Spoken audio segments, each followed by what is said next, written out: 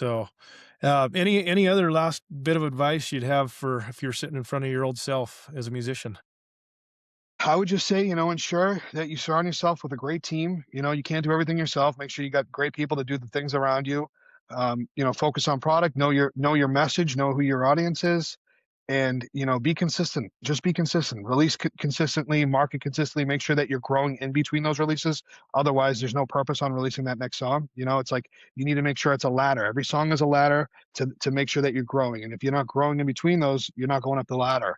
And so that's a big thing, and develop tough skin, because this is an industry that'll test you over and over again. The highs are the highs and the lows are the lows.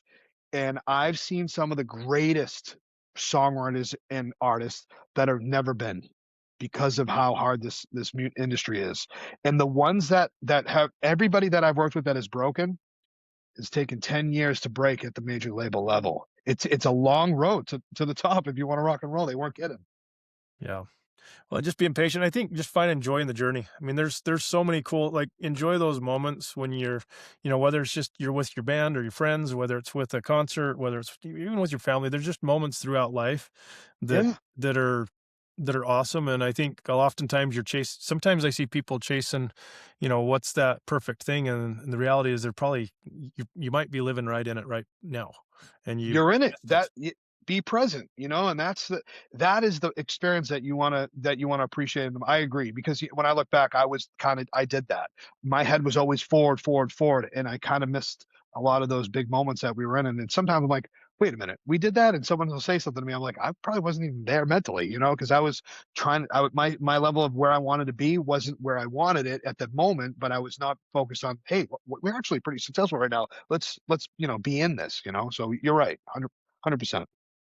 Well, Mark, I think you've dropped a whole ton of gold nuggets. This is one of those podcasts that I think people ought to probably go rewind and re-listen to, and make a punch list of to-dos that they need to maybe focus on as an artist.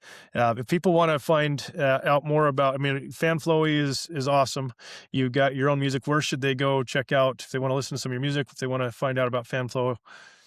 Yeah, if they wanna listen to my music, my band's called Prospect Hill. You can search us on all the streaming platforms.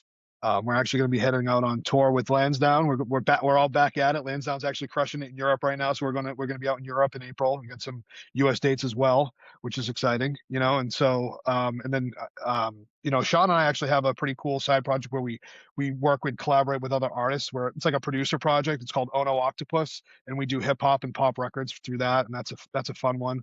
And then ultimately, the company now that's for independent artists, to help them, right? We built a company that's specifically for that, outside of Red 13 Studios, which is more of like our major label, major management company for that service and them.